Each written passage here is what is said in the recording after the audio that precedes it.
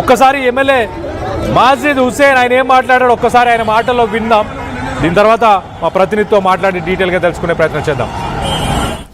आप बताइए क्या है ये गाय है, बैल है, बछड़ा है, प्लाईवुड है? मैं डीसीपी चंद्रमोहन साहब को फोन कर रहा हूँ तो बोल रहे हैं हम इंक्वायरी कर रहे हैं। अरे आंखों से दिख रहा है, प्लाईवुड दिख रहा है, अब इसकी भी इंक्वायरी करोगे? गैर जिम्मेदारी का सबूत दिया गया। आज जो माहौल बनाया गया, कभी नहीं ऐसा माहौल बना था। हमेशा पुरसुकून तरीके से यहाँ पे माहौल रहता था। चंद अफराद की वजह से जो पुलिस की गैर जिम्मेदारी की तरफ से ये जो माहौल हुआ, इसके ऊपर कमिश्नर को होगा। ऐसी पुलिसिंग करोगे? प्लाईवुड को गाय समझोगे, प्लाईवुड को बछड़ा समझोगे, कल बकरी का बच्चा लेके गया तो भी बछड़ा समझोगे। और ये गौ रक्षक 2 कौड़ी के फालतू साले हमारे को सता रहे। किस बुनियाद पे गौ रक्षक कर रहे? 2400 साल के पूरे साल भर गाय कटती है, बैल कटता है, जब कहाँ होते हो ये लोग? जहां होता है, जहां वहां नहीं होते हैं। बकरीद आने आते मुसलमानों को एक मंसूबा तरीके से घेरने की कोशिश की जाती है। आज कितने बच्चों पे बंडमबाजी की गई, कितने बच्चों पे लाठी चार्ज किया गया? क्यों किया गया? क्या किया था मुसलमान बच्चों ने? क्या वहां पे फिरका परस्ती का सबूत दिया था? या वहां पर हिंदू कमेटी के खिलाफ कई नारे लगाए थे? अरे एक प्लाईवुड की गाड़ी को बता रहे हैं और लाठी चार्ज कर रहे हैं।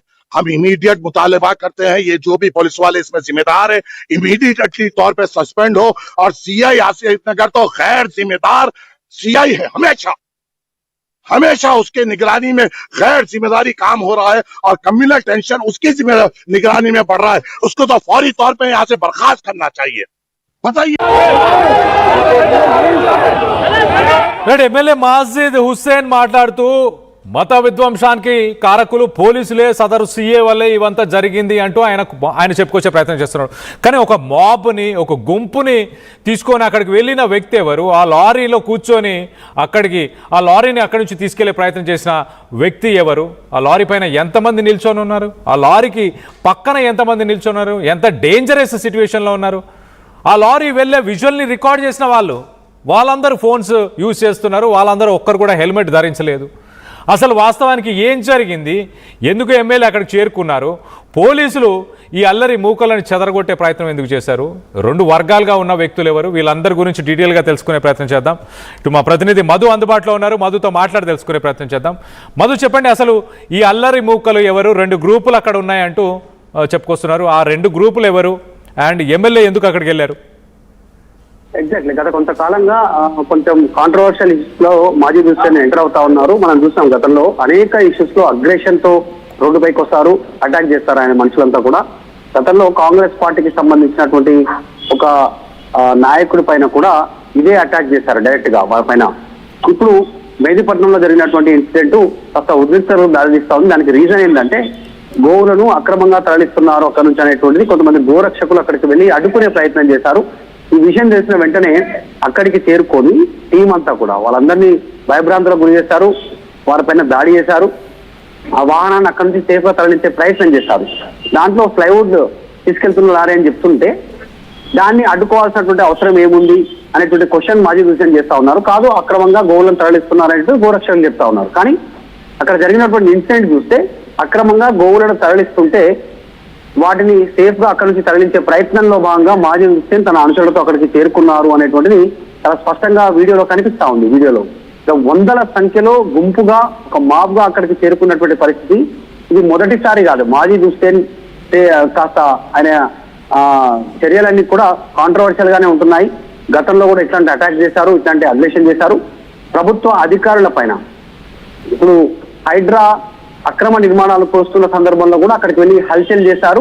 ప్రభుత్వ అధికారులను, పోలీస్ అధికారులను క్వశ్చన్ చేశారు. డైరెక్ట్ గా వారిపైన అటాక్ చేసే ప్రయత్నం చేశారు. వారిని అసభ్య పదజాలంతో దూషించినటువంటి పరిస్థితి. ఈ రోజు కూడా మాజిద్ హుస్సేన్ మాటల్లో చాలా వల్గర్ లాంగ్వేజ్, ఒక ప్రజాప్రతినిధిగా ఉండి చట్టాన్ని ఉల్లంఘిస్తూ ఆయన తీసుకున్నటువంటి చర్యలు చాలా స్పష్టంగా కనిపిస్తా ఉన్నాయి. పోలీసులు లాఠీ చార్జ్ చేసినా కూడా పోలీసులు కంట్రోల్ చేయనటువంటి పరిస్థితి క్రియేట్ అయిందంటే ఒక రకంగా లా అండ్ ఆర్డర్ ని డిస్టర్బ్ చేసే ప్రయత్నం మాజిద్ హుస్సేన్ చేశారు అనేటువంటిది గోరక్షకులు ఆరోపిస్తా ఉన్నారు. ఈ ఇన్సిడెంట్ కి సంబంధించి స్వయంగా ఆయనే లారీలో ఎక్కి ఎమ్మెల్యే ప్రజాప్రతినిధిగా ఇష్యూను సద్దుమణిగేలా చేయాల్సినటువంటి పొజిషన్ లో ఉండి దాన్ని ఇంకా రెచ్చగొట్టేలా పోలీసులను, అక్కడ స్థానికులను భయభ్రాంతులకు గురి చేసేలా ఇన్సిడెంట్ లో ఆయన భాగస్వామ్యం అయ్యారనేటువంటి ఆరోపణలు గోరక్షకులు చేస్తా ఉన్నటువంటి పరిస్థితి ఉంది. రీసెంట్ గా కొంతమంది గోరక్షకులు అరెస్ట్ అయ్యారు.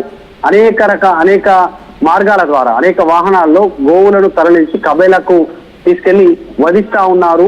ఇది గోరక్షకు సంబంధించినటువంటి దాంట్లో ప్రభుత్వం తీసుకున్న నిర్ణయాల్లో భాగంగా ఇది చట్ట విరుద్ధము అయినప్పటికీ కూడా వీళ్ళు సహకరిస్తా ఉన్నారు ఎంఐఎం పార్టీకి సంబంధించిన నాయకులు అనేటువంటి ఆరోపణలు ఉన్నాయి.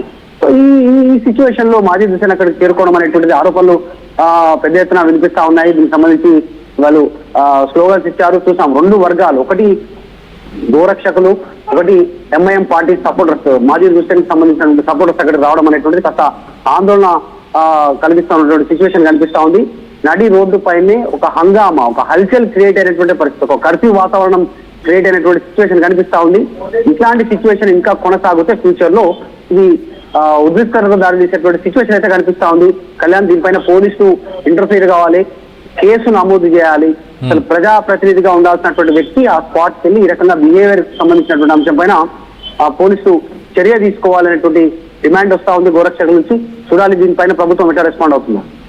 Right Madhu, thanks for the latest update. మొత్తం మీద గోరక్షకులు అలాగే కొంతమంది అక్కడ ఆవులని తరలిస్తున్నారు అన్న ఉద్దేశంతో వెళ్ళి ఒక లారీని ఆపడం జరిగింది. దాని తర్వాత కొంతమంది అల్లరి మూకలు రెండు వర్గాలుగా ఉండి అక్కడ వాళ్ళు గొడవ పడ్డారు. పోలీసులు వాళ్ళని కంట్రోల్ చేసే ప్రయత్నం చేస్తే పోలీసుల పైన రాళ్ల వర్షాన్ని కురిపించారు. 3 పోలీసులు తీవ్రంగా గాయపడ్డారంటే అర్థం చేసుకోండి. దాని తర్వాత స్థానిక ఎమ్మెల్యే మాజిద్ హుస్సేన్ అక్కడికి చేరుకొని ఇంకా ఉన్న హై టెన్షన్ సిచ్యువేషన్ని కాస్త ఇంకా నెక్స్ట్ లెవెల్కి తీసుకెళ్లారు. ఆ లారీలో కూర్చొని వెళ్ళడం డేంజరస్, ఒక రకంగా యువతని డేంజరస్గా వాళ్ళందరినీ కూడా ఒక సిచ్యువేషన్లో ఆయన ఉంచడం. దాని తర్వాత పోలీసులతో కూడా చాలా దురుస్తుగా ప్రవర్తించడం జరిగింది. సో దానికి సంబంధించి కూడా చాలా విమర్శలు వస్తున్నాయి. గతంలో కూడా మనం చూసాం.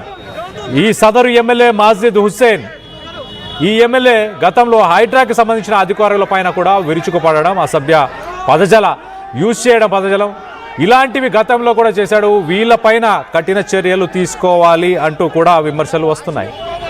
ఒకసారి దీనికి సంబంధించిన విజువల్స్ని చూడొచ్చు మనం. ఎంత హై టెన్షన్ వాతావరణం నెలకొనుందో. మెదిపట్నం 24 గంటలు మనం చూస్తే కనుక రాత్రి అయినా తెల్లవారుజామున ఎప్పుడు చూసినా లక్షలాది మంది ప్రజలు ఆ జంక్షన్ గుండా వెళ్తూ ఉంటారు. ఎంతో బిజియెస్ట్ జంక్షన్ అని చెప్పొచ్చు. అక్కడ ఇంత పెద్ద విధ్వంసం జరగడానికి కారణం మరి ఎమ్మెల్యే అక్కడికి చేరుకొని ప్రజల్ని రెచ్చగొట్టడమే అని మీరు భావిస్తున్నారా? దీనికి సంబంధించి మీ అభిప్రాయాలు ఏంటి? ఇలాంటి వాళ్ళని ఏం చేయాలి? ప్రభుత్వ అధికారులని దూషించే వ్యక్తులు, ప్రజలని రెచ్చగొట్టే వ్యక్తులు, ఇలాంటి వ్యక్తులను ఏం చేయాలి అన్న దానిపై మీ అభిప్రాయాలని కింద కామెంట్ రూపంలో తెలియపరచండి. ఒక్కసారి అక్కడ నిన్న రాత్రి ఎలాంటి సిచ్యువేషన్ నెలకొని ఉందో ఒక్కసారి చూసే ప్రయత్నం చేద్దాం.